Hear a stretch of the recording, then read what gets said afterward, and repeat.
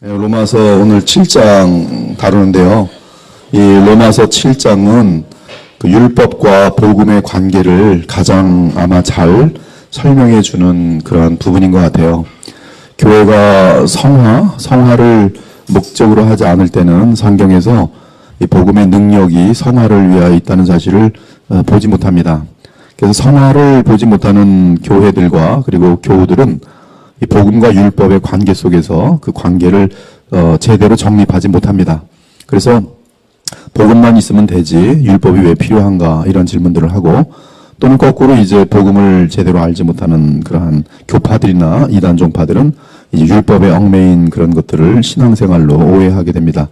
우리들도 이제 이러한 복음과 율법의 관계를 바로 알지 못할 때에는 신앙이 성장하지 못하고 그 교회의 어떠한 그런 의식이나 또 습관이나 어떤 종교성이나 이런 데 물들게 되는데, 오늘 이 내용을 통해서 도대체 율법이라는 것이 그 복음과 어떤 관계가 있는지를 잘 아셨으면 좋겠어요. 결론은 율법은 성화를 이루고자 하는 자들에게 오늘 어떤 역할을 하는지를 로마서 7장은 굉장히 정확하게 보여주고 있다는 것이죠.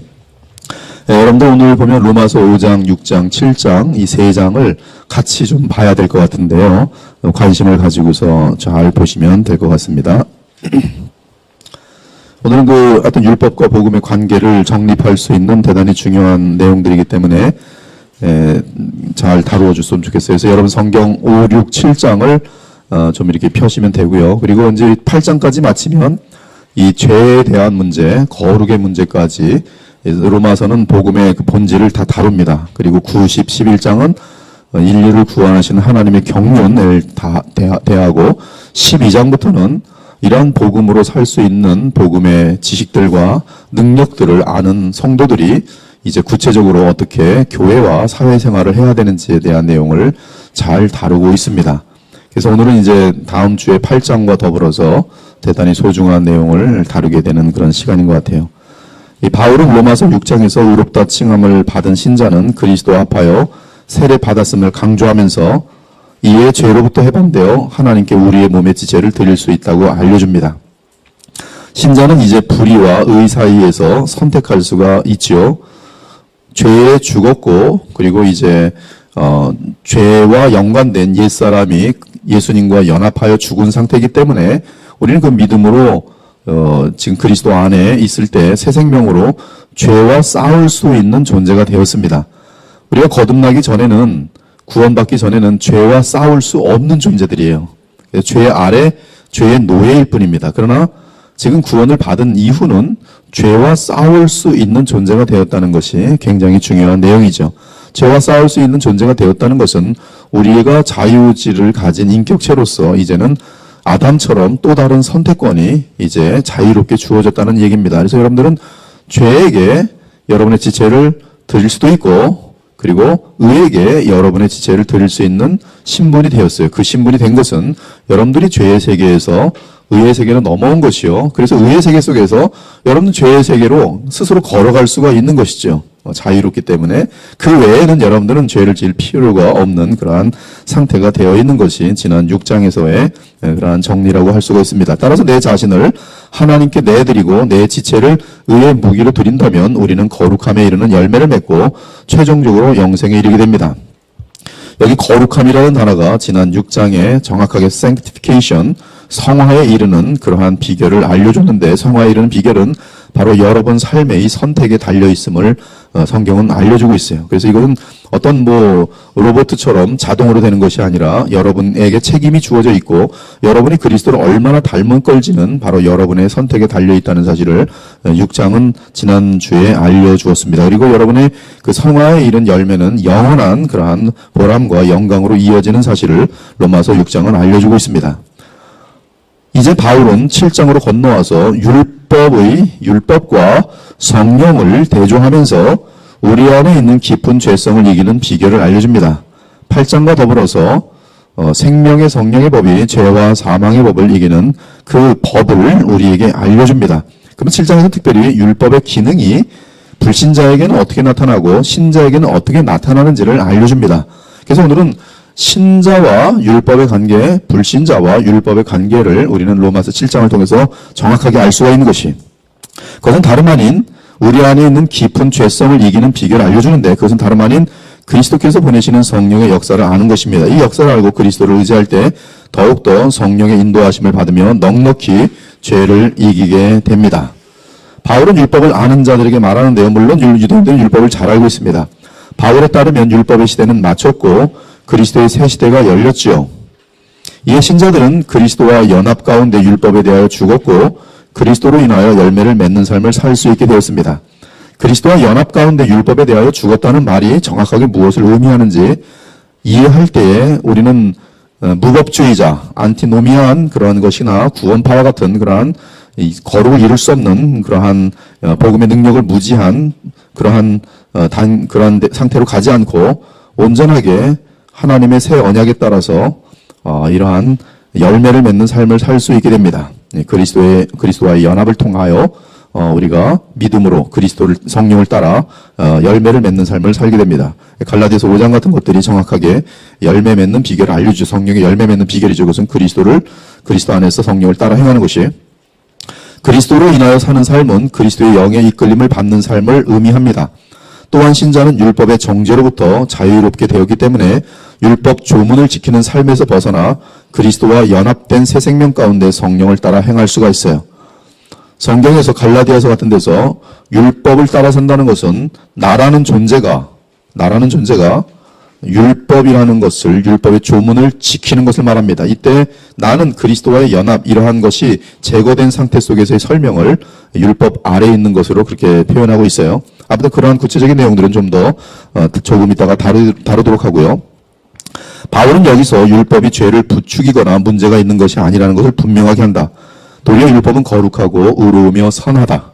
하지만 율법은 죄를 드러내고 죄를 깨닫게 할 뿐 율법을 악용하여 악한 정욕을 불러일으키는 사람의 마음속의 죄를 제거할 수는 없다. 바울은 이 사실을 좀 더 구체적으로 설명하기 위해 자신을 예로 든다. 율법을 깨닫지 못했을 때에는 죄를 알지 못하였으나 거듭남으로 인하여 율법을 깨달으니 죄가 살아나 그 죄가 나를 사망에 이르게 하는 것입니다. 되게 중요한 것이, 거듭남으로 말미암아 율법을 깨닫게 되는데 그때는 죄가 살아나 그 죄가 나를 사망에 이르게 합니다. 그래서 이성으로는 죄를 알며 마음으로는 죄를 원하지 않지만 또한 동시에 죄를 행합니다. 이에 바울은 자신 안에 하나의 법을 발견하게 되는데 곧 선을 행하기 원하는 나에게 악이 함께 있는 것입니다. 좀 더 분명하게 말하면 내 안에 속사람은 하나님의 율법을 인정하고 즐거워하지만 내 지체 속에 한 다른 법이 내 마음의 법과 싸워 내 지체 속에 있는 죄의 법으로 나를 사로잡는 것입니다. 그러므로 바울은 이러한 법이 작용하는 사망의 몸에서 구원받아야만 죄로부터의 자유를 누리는 줄 알고 그 법으로부터의 자유를 갈망합니다. 그리고 그 해답을 발견하게 되는데 바로 우리 주 예수 그리스도께서 보내시는 성령이, 이것이 이제 7장의 내용입니다. 다시 한번 7장에 대해서 개요를 보면은 신자들과 율법의 관계, 결혼한 남편에게서 벗어날 수 있는 경우와 비교된다. 율법은 율법 아래 사는 자들을 다스린다. 이는 마치 한 남자에게 결혼한 아내와 같다. 신자들은 율법에 대하여 죽었다. 그들은 그리스도와 결혼하였다. 그들은 율법 조문에서 벗어나 성령 안에서 살 수 있게 되었다. 지금 둘째 부분은 지금 굉장히 중요한 내용이에요. 그들은 율법 조문에서 벗어나 성령 안에 살 수 있게 되었다. 율법의 한계 7절에서 25절, 율법은 거룩하고 의로우며 선하다. 율법은 죄가 아니며 도리어 죄를 드러낸다. 이것은 동일한 역사를 해요. 동일한 역사를. 그러나 죄는 율법의 계명을 취하여 사람을 사망에 이르게 한다. 율법은 사람을 죄의 세력으로부터 구원할 수 없다. 문제의 원인은 율법이 아니라 사람 안에 있는 죄이다. 율법은 신령하지만 사람은 육신에 속하여 죄 아래 팔렸다. 여기 특이한 표현을 하는데 우리가 이제 그 성령의 역사를 모를 때는 육신에 속하여 자꾸 죄 아래 팔립니다. 비참해요. 사람이 선을 원하고 악을 미워할지라도 여전히 죄악에 패한다.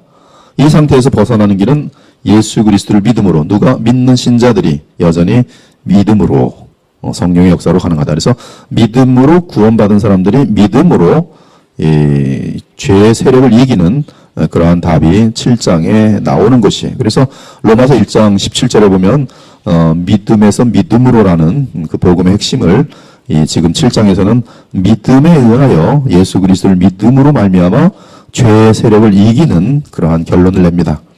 그러므로 여러분들은 믿음으로 구원받았고 의롭게 되었으며 죄의 사함을 받았고요. 그리고 새 생명을 받았어요.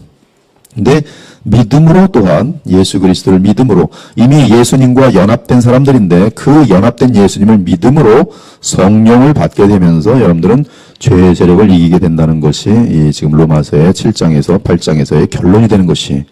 다시 한번 그 개요에서 로마서 7장을 다시 한번 다뤄볼게요. 하여튼 지금 여러분 마음속에는 이 두 가지를 생각하세요. 율법과 불신자의 관계. 먼저 개요를 보면 신자들과 율법의 관계, 결혼한 남편에게서 벗어날 수 있는 경우와 비교된다. 신자들은 율법에 대하여 죽었다. 하여튼 2번까지 다 했죠. 7장 7절에서 25절 사람이 선을 행하고 악을 미워할지라도 여전히 죄에게 패한다. 이 상태에서 벗어나기는 예수 그리스도 믿음으로 인한 성령의 역사가 가능하다. 자, 그럼 이제 각 문단 원어 연구로 들어가도록 할게요. 7장 1절과 2절 여러분이 1절과 2절 한번 읽어볼게요. 7장 1절 2절 시작.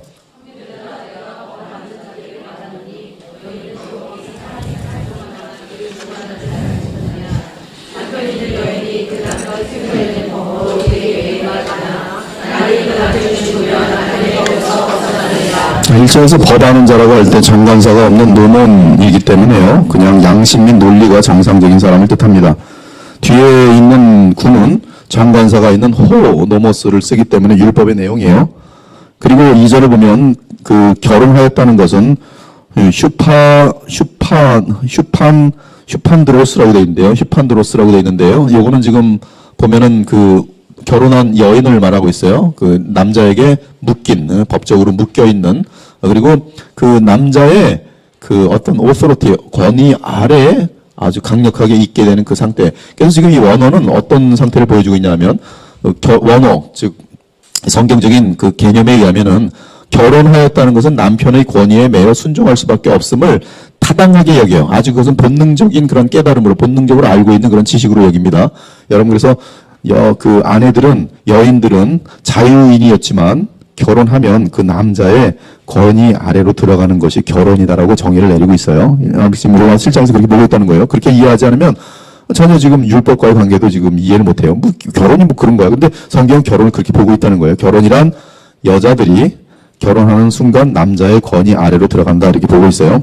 그래서 하여튼 이 결혼한 아내는 살아있는 남편에게 순종해야 합니다. 그러면 남편이 죽으면 절대로 남편에게 순종할 수 없지요. 당연한 얘기죠. 그래서 완료를 쓰고 있어요. 여기 완료를 쓰는 걸 원어에서 또 완료를 쓰는 것은 절대로 남편에게 순종할 수 없다는 것을 강조하기 위한 특이한 법칙을 쓰고 있어요. 그래서 아내는 남편이 살아있을 때는 순종해야 되지만 남편이 죽은 다음에 순종할 필요도 없고 순종해서도 알고 순종할 수도 없어요. 그 얘기를 지금 하고 있습니다. 그래서 7장 3절에 보면 그러므로 만일 그 남편 생전에 다른 남자에게 가면 음녀라. 그러나 만일 남편이 죽으면 그 법에서 자유롭게 되나니. 여기 보면 그 법이라고 되어 있는데 원래 그 법은 정관사가 들어갈 때는 율법이 되겠어요. 율법은 지금 이 내용을 다루고 있어요. 정확히 내용을 다루고 있습니다. 자유롭게 되나니 다른 남자에게 갈지라도 음녀가 되지 않으니라. 죽은 다음에는 다른 남자에게 갈지라도 모세의 율법에는 그것은 음녀가 되지 않고 자유인이 되도록 되어 있습니다. 근데 이제 그 다음 거 보면 원어를 보면 이제 다른 사람에게 간다고 할 때 게네이타이 이것이 이제 역격과 사용할 때는 다른 남자에게 속하게 되면이란 뜻이고요. 그리고 이제 여기 미래형을 쓰는데 알려졌다 하여튼 그래서 1절에서 3절의 내용은 하나님의 율법 또는 인간의 양심에 따라 너무나 타당한 내용이 이게 누구든 잘하는 내용이다. 그건 뭐냐 하면 이 남자랑 결혼했는데 다른 남자에게 살아있는 동안에 가면 음녀고 죽은 다음에 가면 문제가 없고 뭐 여기에 대해서 지금 난 안 그렇게 생각합니다. 이렇게 생각하는 사람 있어요? 그럼 이상한 사람이죠. 그건 양심이든 율법이든 그것은 굉장히 정확한 내용이에요. 이거는 그 1절부터 3절의 내용은 그냥 자연스럽게 누구든지 접수하는 내용이란 것이에요. 4절부터 6절 여러분이 읽읍시다. 시작.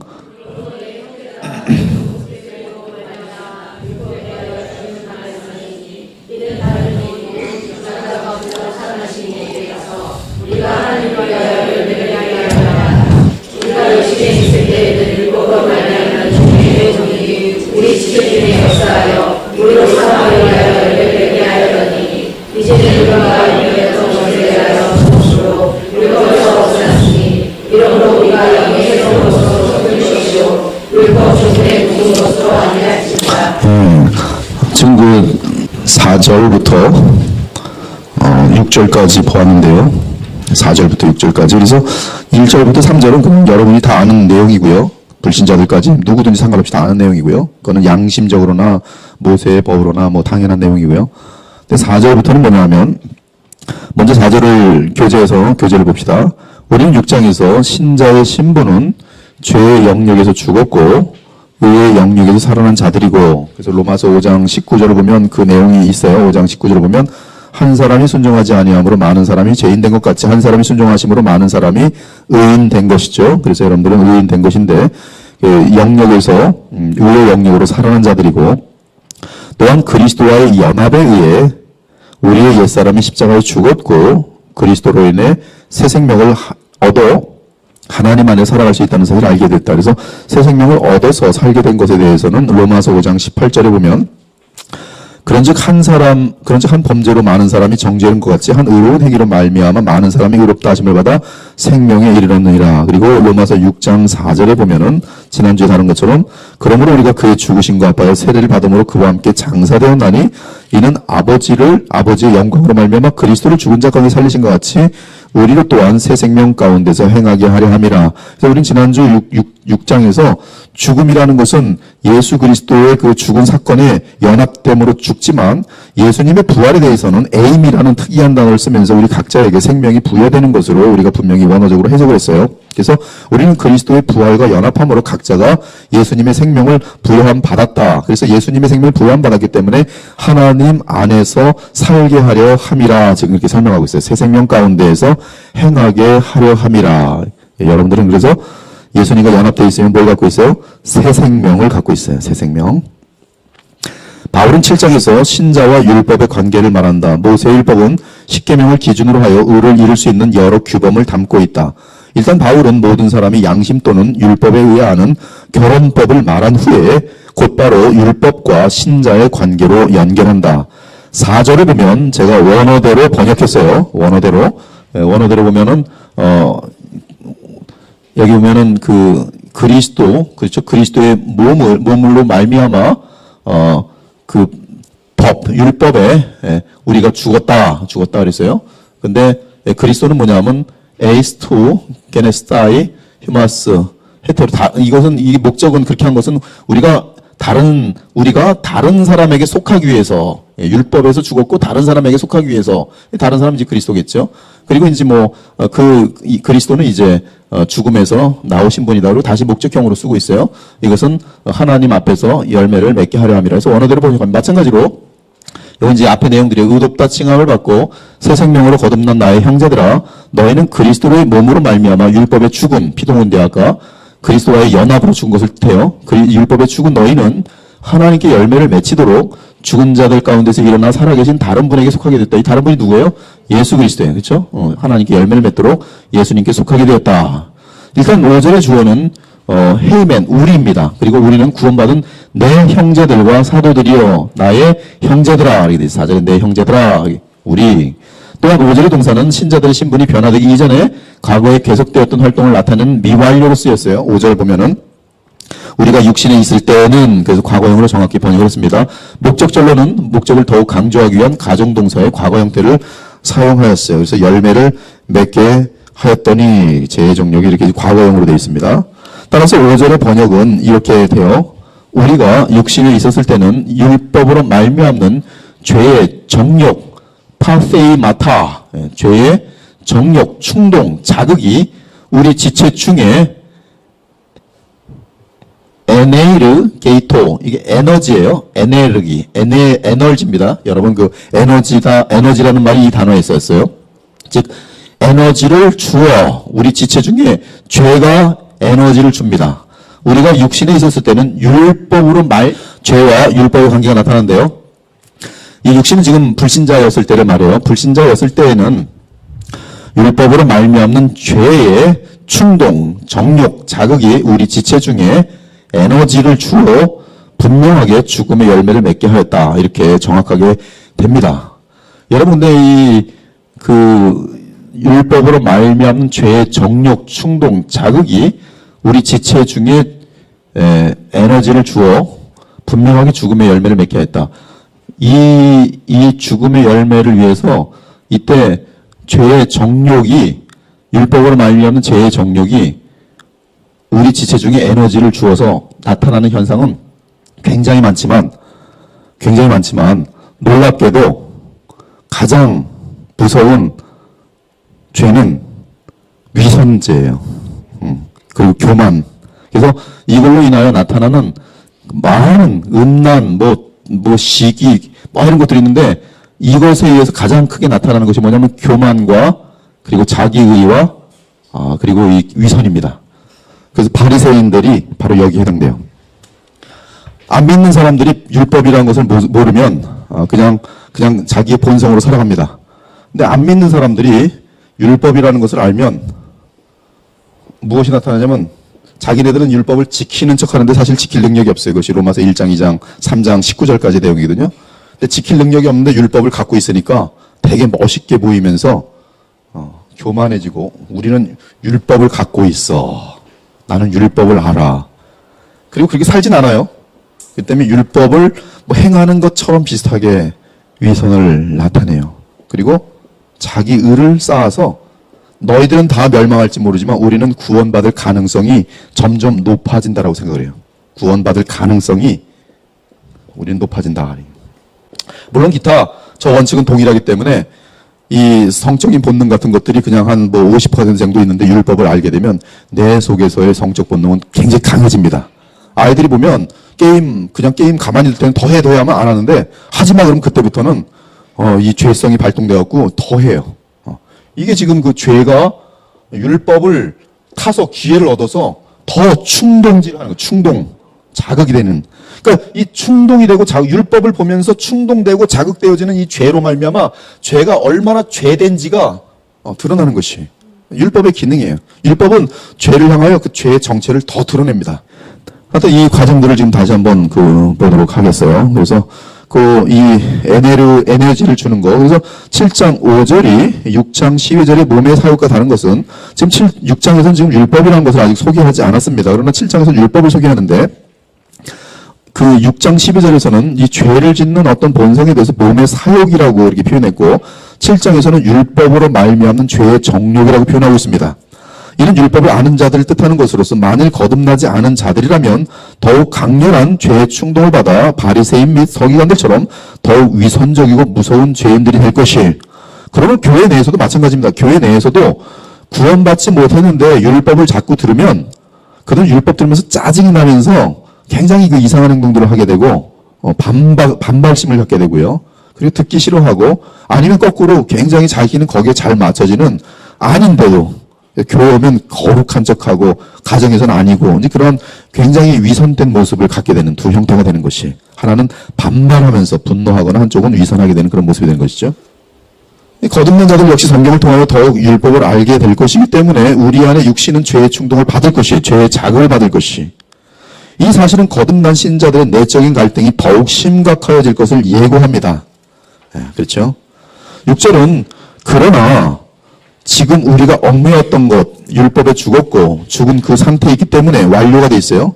율법에서 벗어났다 이렇게 돼 있어요. 우리는 율법에서 벗어났어요. 율법의 영역에서 벗어난 것이에요. 율법을 지킴으로 구원받는 그런 영역에서 벗어났어요. 그러므로 우리는 과거의 율법 조문이 아니라 영의 새로움으로 섬기게 되었다 이렇게 돼 있어요. 영의 새로움. 그래서 과거에 지금 우리는 누구예요? 거듭난 사람입니까? 아니면 그 불신자입니까? 지금 우리는 거듭난 사람이에요. 그래서 얽매였던 것, 율법에 죽었고 죽은 그 상태이기 때문에 즉 율법에 죽은 그 상태이기 때문에 율법에서 벗어났다. 과거형이에요. 2절과 같은 단어를 쓰고 있어요. 즉 죽었다. 그래서 호스테. 그러므로 우리는 과거에 이게 율법 아래 산다는 것은 율법 조문 아래 사는 것을 말해요. 율법 조문을 지킴으로 무슨 구원받을 가능성들이 높아지는 것으로 착각하는 것이다. 율법 아래에 있는 것이에요. 근데 이제 율법에 대해서 그러한 삶의 패턴이 아니라 그러한 영적인 패턴이 아니라 율법엔 죽고 이제 율법에서 벗어나고 대신에 어떻게 사는가? 영의 새로움으로 섬기게 되었다. 이게 돼 있어요. 영의 새로움. 그래서 옛사람과 율법 조문은 같이 연결되어 있고요. 새 생명이라고 된대요. 6장에서 로마서 6장 새 생명은 영의 새로움과 섬기게 되는 성령으로 지금 연결되고 있어요. 영의 새로움. 이게 무엇인가요? 영의 새로움. 지금 그 6절을 이해하는 데에는 영의 새로움. 그쵸, 6장, 영의 새로움을 이해하는데, 고린도 후서, 3장 6절에서 9절 한번 보시면은, 이거 쉽게 이해가 돼요. 거기 보면, 여러분, 한번 제가 읽어볼게요. 고린도 후서 3장 6절에서 9절. 그가 또한 우리를 새 언약의 일꾼 되기에 만족하게 하셨으니, 새 언약이 뭡니까? 복음이죠. 율법 조무로 하지 아니하고 뭐라고요? 오직 영으로 함이니, 율법 조무는 죽이는 것이요, 영은 살리는 것이니라.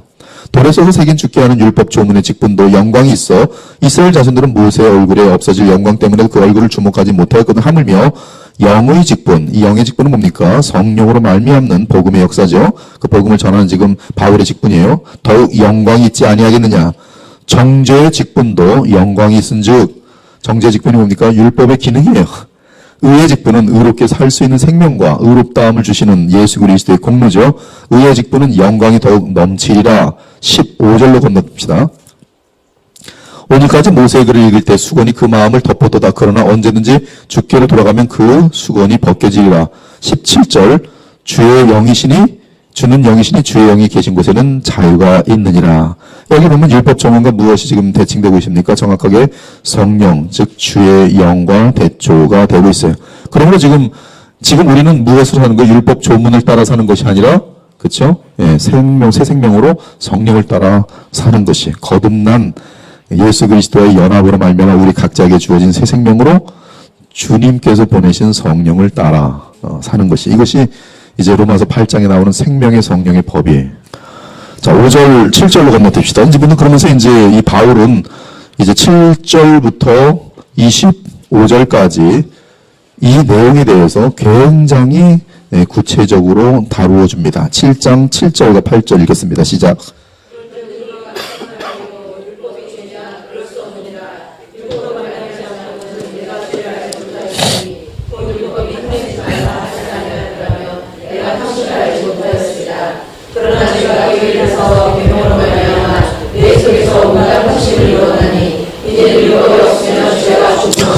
네, 여기 탐심이라는 단어부터 보면 그 단어 보면은 에피스미안이라고 돼 있는데요.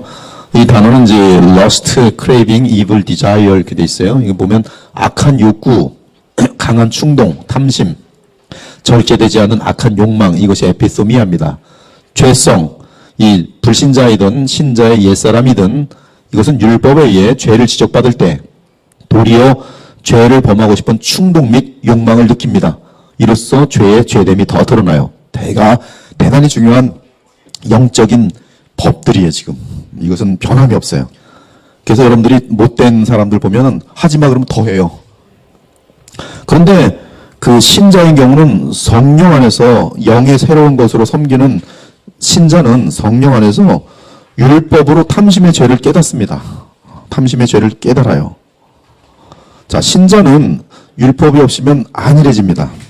내 속에 있는 죄의 심각성과 그놈이 얼마나 악하고 내가 지금 얼마나 멍청이 있는지를 잘 느끼지 못해요. 그런데 신자가 율법을 보면 내 속에 누가 자극받아요? 옛사람이 자극받아요. 육신이 자극받아요. 그래서 난 이런 사람 아니었는데 하는데 막 이상하게 이상한 욕구들이 막 올라오는 거예요. 네, 동일해요. 지금 안 믿는 사람들과 내 안에 있는 육신은 동일한 존재입니다. 우리도 옛사람이에요. 우리는 쉽게 말하면 우리는 옛사람이며 새사람이에요. 안 믿는 사람들은 그냥 옛사람일 뿐이에요. 여러분들은 옛사람이고 새사람이에요.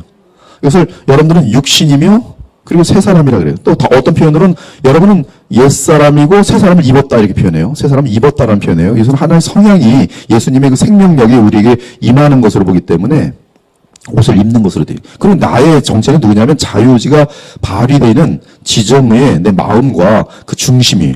중심.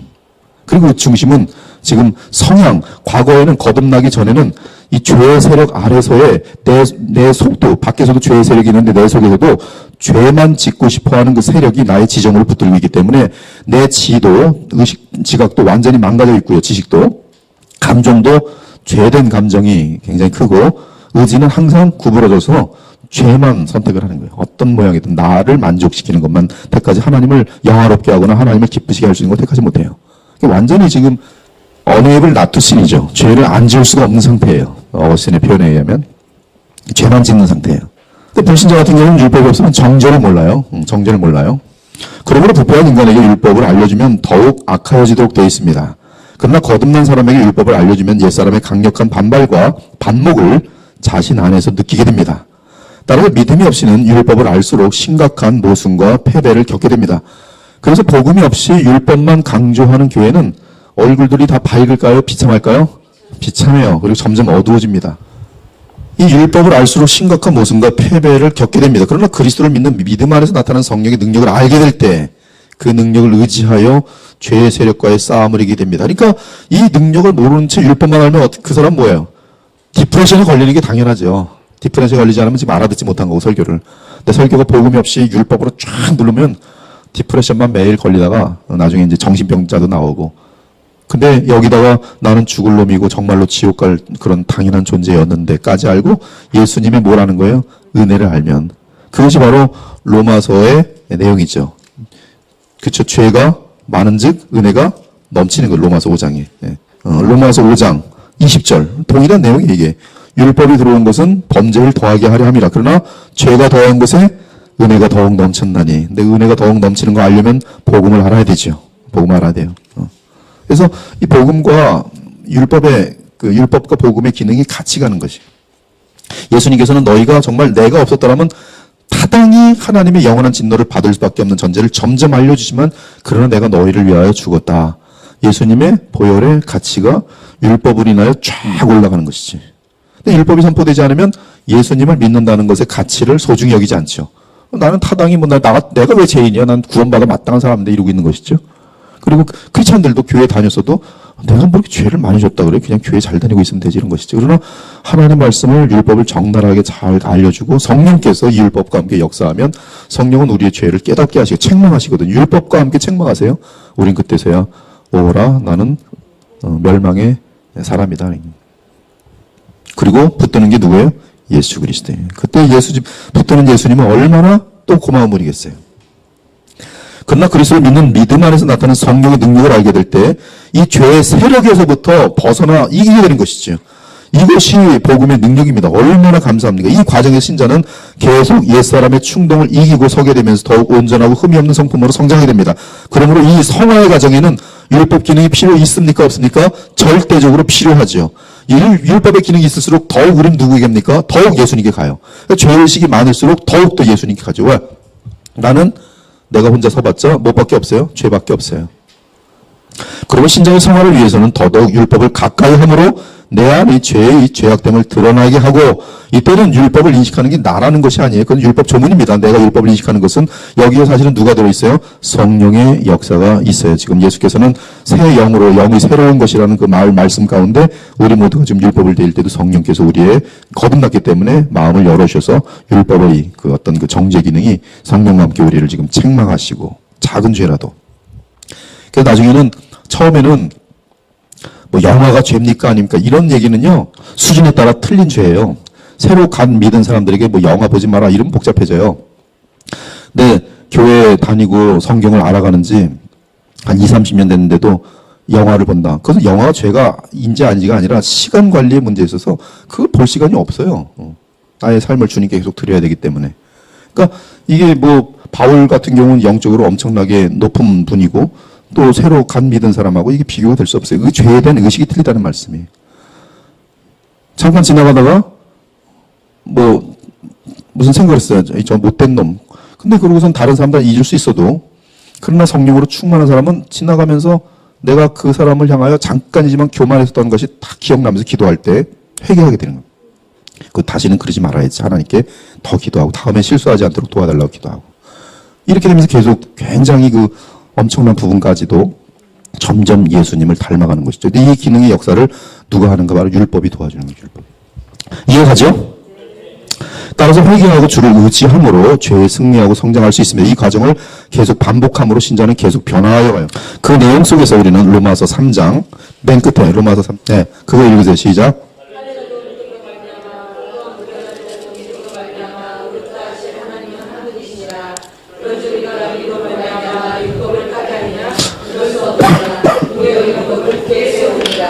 로마서 3장 31절이에요. 그렇죠?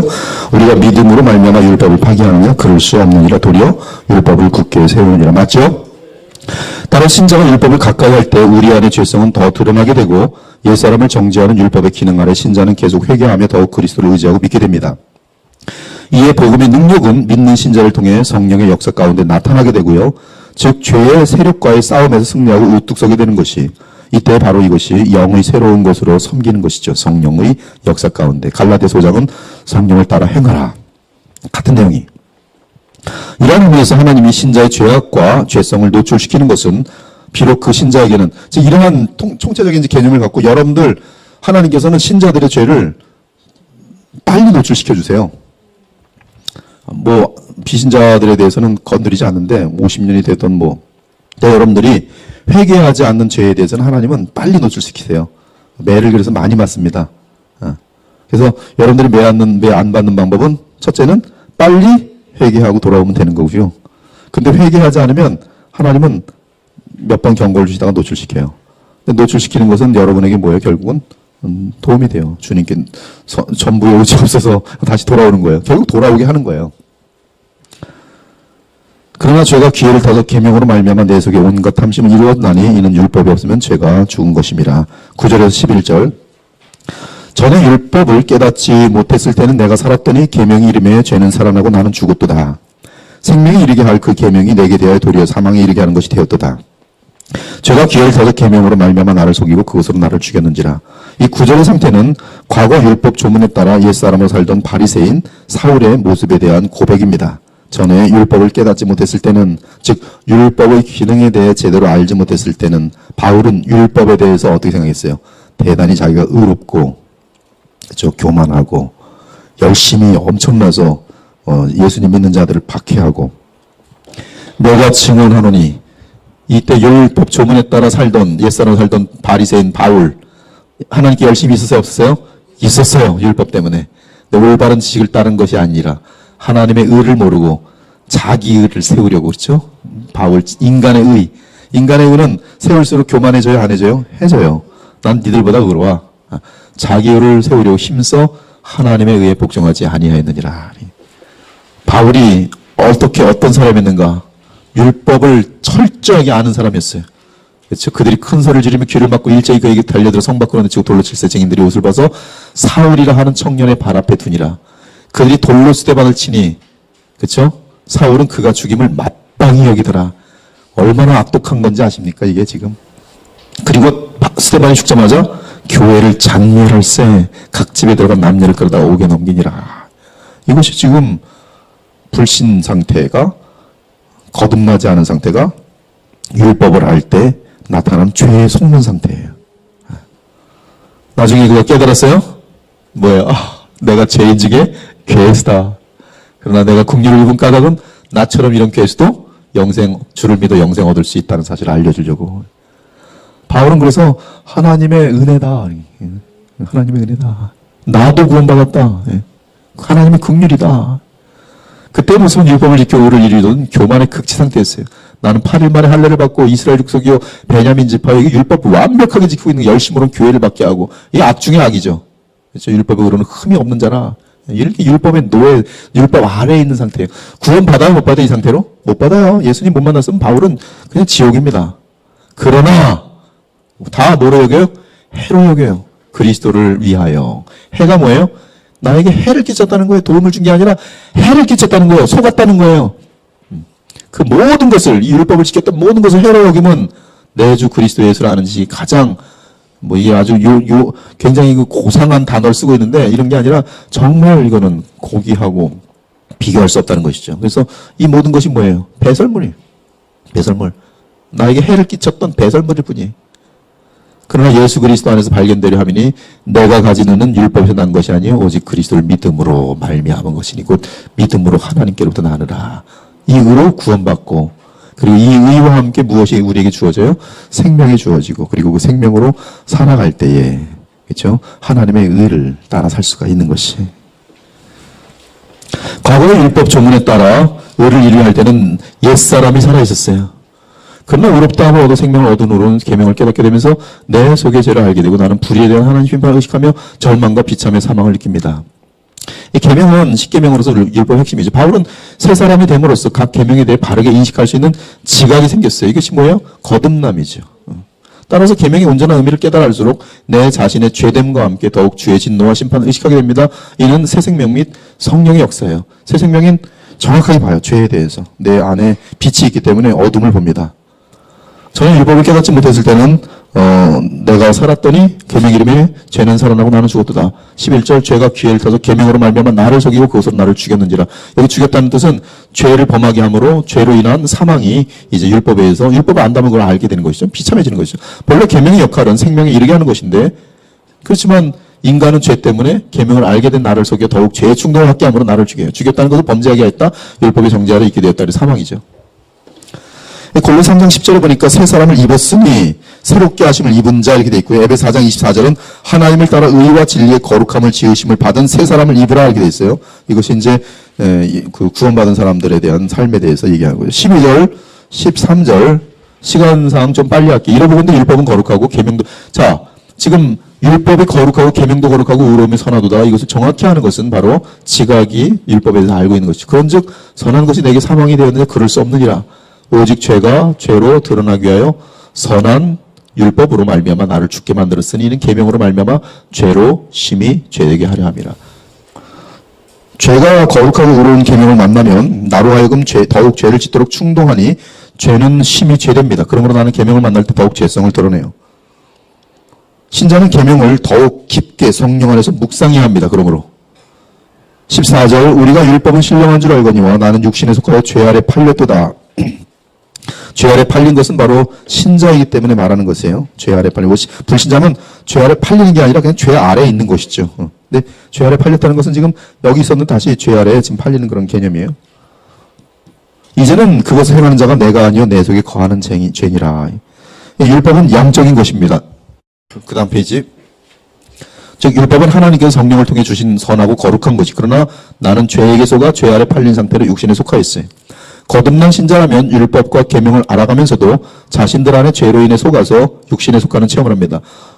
그리고 죄악을 범한다. 그러므로 15절은 행하는 것을 말해요. 15절. 행하는 거 이미. 15절은 내가 원하는 것과 미워하는 것은 죄에 대하여 나의 지각이 깨어있는 것을 알려주지만 그렇죠? 죄를 선한 것을 원하고 죄를 미워하는데 근데 뭐가 나타나요? 행하면 죄가 나타나요. 죄를 행해요.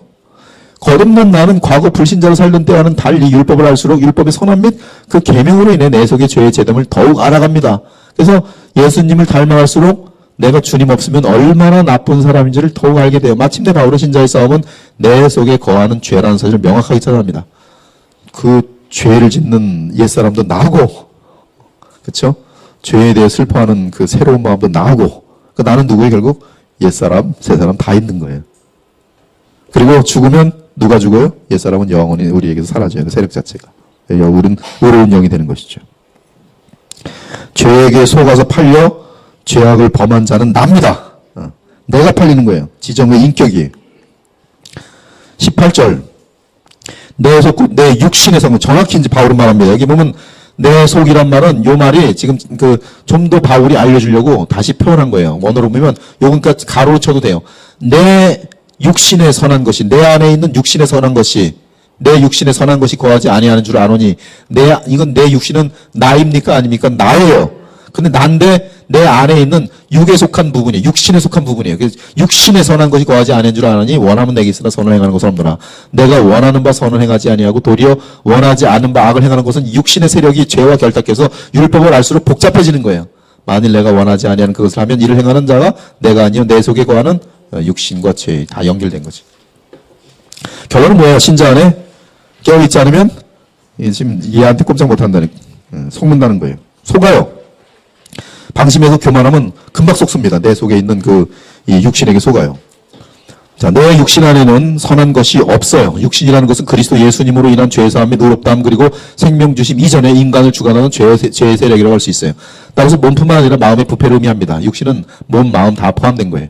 신자의 정체성은 육신도 나에게 속하 있고 새 생명도 나에게 속하 있어요. 그래서 둘 다 나예요. 핑계할 수 없어요. 그러므로 성화의 싸움은 성도들에게 필수적이에요. 이건 어쩔 수 없는 것입니다. 이 싸움을 안 하면 이 사람은 지금 뭔가 문제가 있는 거예요. 무엇보다 복음의 능력을 힘입기 위해 믿음을 행사하지 않으면 성도들은 원함은 내게 있으나 선을 행하는데 철저하게 실패하는 자신을 발견하게 됩니다. 그래서 믿음을 행사해야 돼요. 믿음을 누굴 믿는 거예요? 그리스도여 나를 도와주셔서. 따라서 바울은 내가 원하는 바 선을 행하지 아니하고 도리어 원하지 않은 바 악을 행하는도다. 시험에 들지 않게 깨어 기도하는 것은 누구의 도움을 요청하는 거예요? 예수 그리스도의 도움을 요청하는 거예요. 동일해요, 여러분들. 오늘 이 로마서 7장은 그러므로 이 내용들을 알면서 우린 철저하게 더 깨어 있을 수밖에 없는 우리 자신, 그리고 내가 더 거룩해지려면 뭘 가까이 해야 돼요? 율법을 가까이 해야 돼요. 율법을 가까이 함과 동시에 그것으로 살 수 있어요? 아니에요. 그것은 지적만 받는 거고, 율법의 지적을 받고 빨리 어디로 가야 돼요? 예수님께로 가는 거예요. 그게 답이에요. 그러니까 예수님께 달라붙어 있도록 하는 것이 율법의 기능이 갈라디아서 정확히 구원도 마찬가지고 구원받은 이유도 마찬가지. 이후에도 동일해.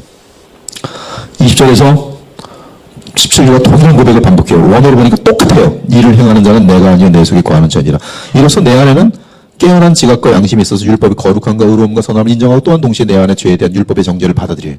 이거 중요하죠. 율법의 정죄를 받아. 그러나 그제는 내 육신 안에 거하고 있기에 나는 죄악을 범할 때 정죄함을 받아 사망에 이릅니다. 그러므로 우리는 내 안에 죄를 죽이기 위해 내 육신을 죽여야 해요.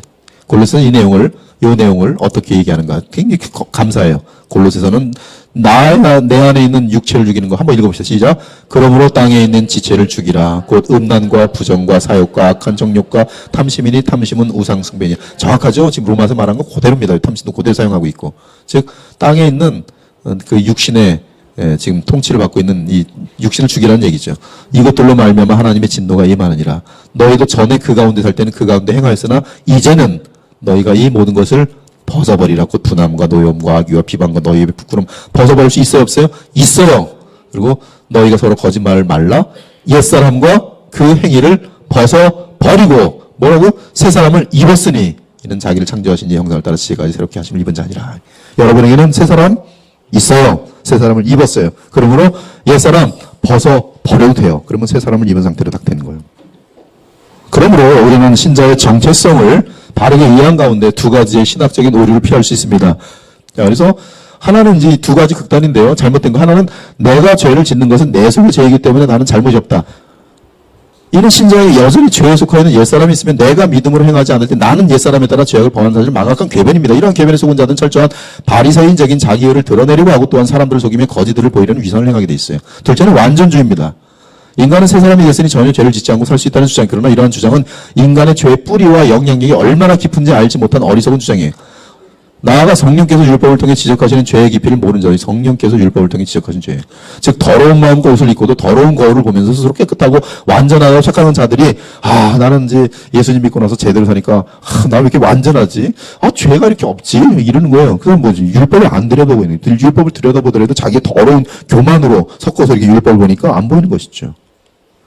그러므로 신자는 언제나 옛사람, 죄, 율법, 새사람, 성령님, 그리스도의 연합, 인간의 안과 밖에 만연된 죄의 세력, 심지어 이 신자의 육신 안에서 신자까지 죽어나는 사탄의 역사를 잘 이해하고 있어야 돼요.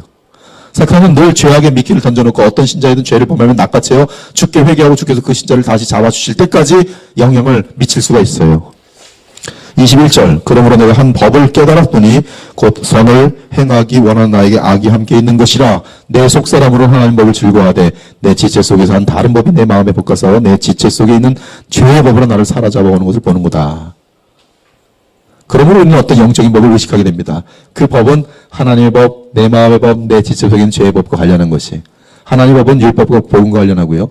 죄를 지적하고 깨닫게 하시고 또한 신자에게는 복음 안에서 그리스도를 믿어 의지하여 죄를 이길 힘을 부여합니다. 내 마음의 법은 자유의지가 죄로부터 해방된 가운데 육신과 성령 사이에서 선택할 수가 있어요. 육신을 따르지 않고 그 영을 따라 행하는 우리에게 율법의 요구가 이루어지게 하려 하심이라. 멋있죠? 육신을 따르는 자는 육신의 일을, 영을 따르는 자는 영의 일을 생각하는 육신의 생각은 사망이, 영의 생각은 평안과 생명과 평안이라. 육신의 생각은 하나님과 원수가 되는 이는 하나님의 법이 불보하지 않을 뿐 아니라 할 수도 없습니다. 육신에 있는 자들은 하나님을 기쁘시게 할 수 없느니라. 만일 너희 속에 하나님의 영이 거하시면, 우리 속에 하나님이 거하시죠? 너희가 육신에 있지 아니하고 영에 있나니 누구든지 그리스도의 영이 없으면 그리스도의 사람이 여러분입니다. 또 그리스도께서 너희 안에 계시면 우리 안에 계십니다. 성령으로. 몸은 죄로 말미암아 죽은 것이나 영은 의로 말미암아 살아있는 것이니라. 다 이해가죠? 예. 예수를 죽은 자 살리신 이의 영이 너희 안에 거하시면, 성령이죠. 그리스도 예수를 죽은 자 살리신 이가 하나님께서 너희 안에 거하시는 그의 영으로 말미암아 너희 죽을 몸도 살리시려. 그러므로 여기죠. 그러므로 자, 분명히 지금 형제들이죠. 요거는 뭐인지 여러분의 책임이죠. 우리가 빚진 자로 돼 육신에게 져서 육신대로 살 것이 아니라 육신에게 질 수 있어요? 안 질 수 있어요? 질 수 있어요. 그러나 져서는 안 되는 것이죠. 이겨야 돼요. 네. 자, 그래서 형제들아 너희가 육신대로 살면 망하는 거예요. 망하는 거예요. 그러나 영으로서 몸의 행실을 죽이면 살아나는 것이죠. 하나님 앞에 살게 되는 것이죠. 그래서 어떻게 살라는 거예요? 하나님의 영으로 인도함을 받으라. 하나님의 영으로 인도함을 받는 게 답이에요. 하나님의 영으로 인도함을 받는 사람 뭐예요? 하나님의 영으로 인도함을 받는 사람이에요. 이 다음 이거 설명하면 안 돼요. 이게 답 끝이에요. 누구의 인도함을 받는 거예요? 성령의 인도함을 받는 거예요. 그리고 성령은 그리스도께서 보내신다는 사실을 성경에서 정확히 붙들어야 돼요. 그래서 우리가 성령으로 충만하려면 성령의 인도하심을 받으려면 누구에게 가야 돼요? 예수님께 가야 돼요. 예수님께 가야 돼요. 내 속에 있는 죄의 법은 내 마음의 법에 연결되어서 신자가 어떤 결정을 하는지에 따라 죄가 지체를 주관하거나 또는 하나님께 쓰임받도록 할 수 있어요. 6장에서 이 내용 분명히 다뤘죠. 문제는 지체는 죄에 사용될수록 죄에 익숙해지고 죄의 맛에 중독성을 보입니다. 이건 신자에게도 마찬가지. 신자가 구원받고 나서 롯처럼 자꾸 죄의 맛을 느끼면 거기 중독성이 돼갖고 힘들어져요. 한편 하나님께 드려지기 시작하면 우리의 지체는 주께 드림받아요. 거룩하고 의로운 무기로 쓰임받게 되는데 이때는 또 무슨 맛을 알아요? 의에 익숙해지면서 의를 행함으로 오는 하늘의 평안과 감사와 하늘의 기쁨을 맛보게 돼요. 그리고 열매를 보게 됩니다. 진짜 열매가 맺히네. 신이 날까요 안 날까요? 납니다. 성도에게는 선을 행하기 원하는 나에게 악이 함께 있어요. 내 안에 있는 악은 쉬지 않고 외부적인 유혹, 육신의 정욕과 안목의 정욕과 세속적인 자랑에 의해 자극받으며 사람의 지체와 마음을 흔듭니다. 불신자의 경우는 오직 자기 욕심에 의해 죄의 다스림을 받지만 신자의 경우는 이미 죄에 죽고 의에 살아난 자이기에 죄의 도전을 대항하여 싸울 수 있습니다. 있어요. 이러보건대 신자는 호흡이 맞추는 그 순간까지 쉬지 않는 갈등을 겪을 것이며 죽음과 함께 우리 안에 있는 죄의 세력이 완전하게 제거될 것입니다. 그러므로 죽음이 우리는 완전한 의의 영이 될 것이에요. 여기 보면 하늘의 의인의 영들과 온전하게 된, 이거 완전하게 되니 훨씬 나아요. 완전하게 된 의인의 영들. 계속 넘어가요. 하지만 이 땅에 죽은 몸을 가지고 사는 동안 신자는 끝없는 갈등 가운데 살아갑니다. 그러므로 어떻게 해야 돼요? 항상 깨어서, 그리고 아까 말한 것처럼 죄의 길을 다 불사르십시오. 그리고 그리스도와 연합된 관계를 유지하고 누릴 수 있어야 돼요. 내 속사람으로는 하나님을 법에 즐거워하되 내 지체 속에서 한 다른 법이 내 마음의 법과 싸워 내 지체 속에 있는 죄의 벌로 나를 사로잡는 것을 보는도다. 근신하라 깨어라. 너희 대적 마귀가 우는 사자같이 두루다니며 산기자를 찾나니 너희는 믿음을 굳건하게 해. 이건 여러분의 책임이란 말이에요. 믿음을 굳건하게 돼요. 주여 믿음을 주시옵소서 기도하시에요. 이런 세상에 있는 너희 형제들 다 동일한 이 과정과 고난을 당하는 거예요. 힘들어요. 누구든지 예외가 없습니다. 그들로 깨어 마귀의 올무에서 누가 마귀의 올무에 잡힐 수 있어요? 신자들이에요. 안 깨어있으면 마귀의 올무에 잡혀요. 그러나 깨어있으면 마귀가 덫을 놔도 싹 피해 다닙니다. 하나님께 사로잡힌 바 되어 그들을 따르게 하실까 함이라. 너희는 나와 빛의 아들이요 낮의 아들이라. 그렇기 때문에 너희는 밤에 속하지 아니해서 그렇기 때문에 그러므로 그렇죠? 여러분들이죠. 그러므로 어떻게 돼요? 자지 말고 정신을 차릴지니라. 우리는 낮에 속하였으니 뭐예요? 정신을 차릴지니라. 낮에 속하니까 정신 차릴 수 있는 거예요. 정신 차리면 뭐 해야 돼요? 믿음과 사랑과 호신경을 붙이고 구원의 소망을 투구를 써야 돼요. 구원의 투구가 뭔지 아십니까? 여러분 공부 많이 해야 돼요. 머리에 투구. 바른 신앙 고백. 공부 많이 해야 돼요. 기독교는 뭘 믿어왔는가? 정통을 아셔야 돼요. 다 놓치니까 신사도나 빠지고 뭐 체험주의로 빠지고 뭐 자유주의로 빠지고 그러는 거라고. 뭐 무슨 형통신학에 빠지고 다 뭐 어리석은 것들입니다. 구원을 이루지, 구원의 거룩함을 이루지 못해요. 이 소망의 투구를 써야 됩니다. 그래서 구원을 받게 하시기 위해서 이 모든 것들을 우리에게 주세요. 예수께서 우리를 위해 주고서 우리를 하여금 깨어있든지 자든지 자기와 함께 살게 하려 하심이라. 우리의 목적은 뭐예요? 계속 주님과 함께. 주님이 우리를 너무나 사랑하길 원해요. 그러니까 주님은 우리가 모든 관심이 누구에게 있길 원해요? 자기에게 있길 원해요. 주님께 우리의 마음을 던지면 하나님은 우리에게 무한한 은혜와 능력을 부어주세요. 자, 14절 여러분의 고민이죠. 같이 한번 읽읍시다. 시작. 오라 나는 공고한 사람이다. 이 사망의 몸에서 누가 나를. 답은 우리 주 예수 그리스도로 말미암아 하나님께 감사하리로다. 그런즉 내 자신이 마음으로는 하나님의 법을 육신으로는 죄의 법을 섬기다. 이것이 성도의 현재예요. 그러나 누구에게 감사할 수 있어요? 예수 그리스도. 그분의 이 감사의 답은 로마서 8장이에요. 왜? 예수께서 나오시는 예수께로부터 이 주님을 믿을 때 예수님께로부터 나오시는 성령의 역사예요. 자, 1장 17절은 복음에는 하나님의 의가 나타나서 믿음이 이르게 하나니 기록된 바 오직 의인은 믿음으로 말미암아 살리라 같으니라고 했어요. 즉 죄사함을 받고 의롭다함을 받아 새 생명을 받은 신자라도 그 생명이 나타나 역사하려면 신자는 그리스도를 의지하고 믿고 순종해야 돼요. 결혼했어도 서로 부부처럼 안 살면 결혼의 기쁨을 나눌 수 없지요. 그러나 결혼하고 나서 어떻게 해? 더 사랑하면 너무나 행복하지요. 저희 교회 부부들은 너무 행복해요. 왜? 결혼을 정말 누리니까. 그렇게 하라는 거예요. 이게 믿음이에요. 내가 내 자신, 결혼했는데 서로 바람만 피고 있어봐요. 그 결혼이 무슨 행복이겠어요? 내가 내 자신의 왕이 되고 내 멋대로 할 때 새 생명이 아니라 옛사람 곧 육신의 생각을 갖게 되어 우리의 지체를 불의의 병기로 사용하게 될 것이다. 좀 빨리 넘길까요? 신자들은 복음의 능력을 알아가는 과정에서 철저한 비참과 절망과 갈등을 겪습니다. 이는 복음은 단순한 정보나 지식이 아니기 때문에 복음은 우리 일생을 통해 하나님의 무한한 지혜와 섭리와 은혜를 알아가는 과정으로서 그 중심에 예수 그리스도의 십자가의 구속과 성령의 역사가 있어요. 성령의 역사. 그러므로 거룩함을 추구하는 신자는 반드시 십자가의 구속의 능력 곧 복음의 능력을 접하도록 되어 있습니다. 한편 바리새인과 같은 거짓 신자는 율법을 알수록 자기 의를 추구하며 교만하여집니다. 그들은 율법의 의가 얼마나 무한한 것인지를 인식하지 못하기 때문에 자기 혐오 및 자기 절망 그리고 그 위에 복음의 능력을 통한 하나님의 은혜를 맛보지 못합니다. 그러나 참 신자는 내가 육신에 속할 때 비참과 죄의 집요함과 무서움을 경험하면서 내 속의 죄로 인한 죄인인 나에 대해 십자가에 죽기를 바라고 정말 죽기를 원하게 됩니다. 그리스도의 생명으로 행하고자 온 마음을 다하게 됩니다. 주여 나를 죽여주소서. 내가 살면 죄밖에 없습니다. 그리스도로 살게 하소서. 그리고 그러할 때 언제나 팔을 펴고 기다리신 주 예수 그리스도에 나아가 그분의 도움과 능력을 덧입게 된다. 그 다음 바울은 육신도 나이지만 죄의 법을 섬기는 자이기에 부인할 것이며 반면에 거듭난 생명과 연합된 마음으로는 율법과 복음과 연관된 하나님의 법을 섬기고 요약하면 구원은 세 단계를 포함합니다. 물론 구원은 하나님께서 시작하신 일이니 반드시 안전하고 완전하게 마무리될 것이 믿습니까? 하지만 이 말이 각 신자의 영광이 동일해야 된다는 뜻은 아니에요. 각 신자는 자신에게 주어진 특권을 누릴 수 있어야 하고 자신 안에 있는 죄와 싸울 수 있어야 합니다. 성경은 신자들이 피 흘리기까지 죄와 싸우기를 당부해요. 너희가 죄와 싸우되 아직 피 흘리기까지는 대항하지 아니하고 계속 피 흘리기까지 싸워야 돼요. 그리고 주의 말씀에 순종하여 주의 의의 도구로 쓰임받는 만큼 영원한 영광과 보상이 약속되어 있어. 그러므로 너희 담대함을 버리지 말라. 이것이 큰 상을 얻게 하느니라. 첫째 단계는 주께서 선물로 주신 믿음과 그리스도와의 연합으로 인한 죄사함 및 의롭다 칭함 나아가 죄와 싸울 수 있는 새 생명을 얻는 단계입니다. 즉 어둠과 사망과 죄의 영역에 있던 사람이 그리스도와 그리스도의 복음과 믿음으로 말미암아 빛과 생명과 의의 영역으로 넘어오는 시작 단계예요. 둘째 단계는 죄와의 싸움입니다. 하나님의 법으로 죄의 법과 싸워 이기는 단계예요.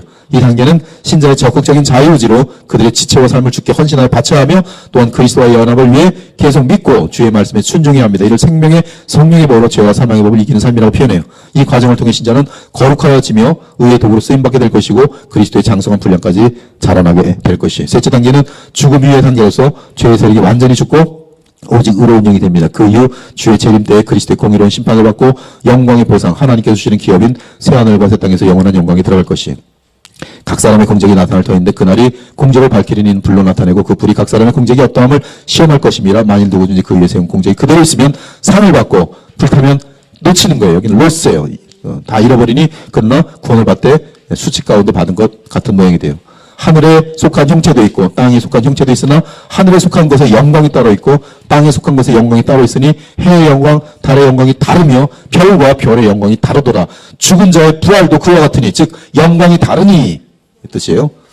욕된 것으로 신고 영광스러운 죽이고 그러므로 우리 주 예수 그리스도로 말미암아 우리에게 승리를 주신 하나님께 감사하노니 그러므로 이 부활론의 결론입니다.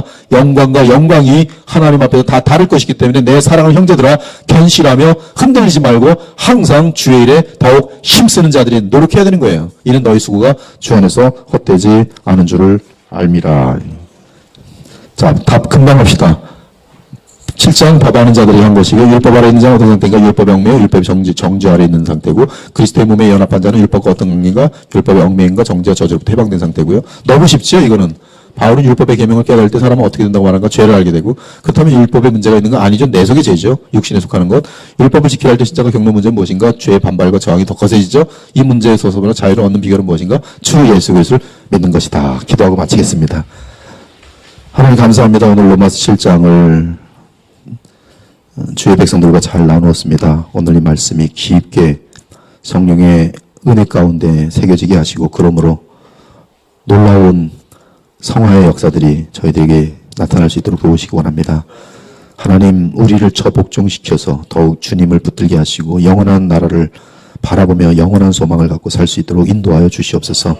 이 땅에서 잠깐의 손실보고 또 고난을 당하는 것 같은 것들이 우리 영원한 것들을 얻는 비결임을 알고 세상에 썩어질 것에 연연해하지 않게 하시고 하나님께서 약속하신 것들을 바라보면서 이 땅에서 예수님처럼 살 수 있도록 도와주시옵소서. 주의 성령께서 우리에게 충만히 임하시고 역사해 주시길 간절히 부탁드릴 때 살아계신 우리 주 예수 그리스도의 이름으로 기도합니다. 아멘.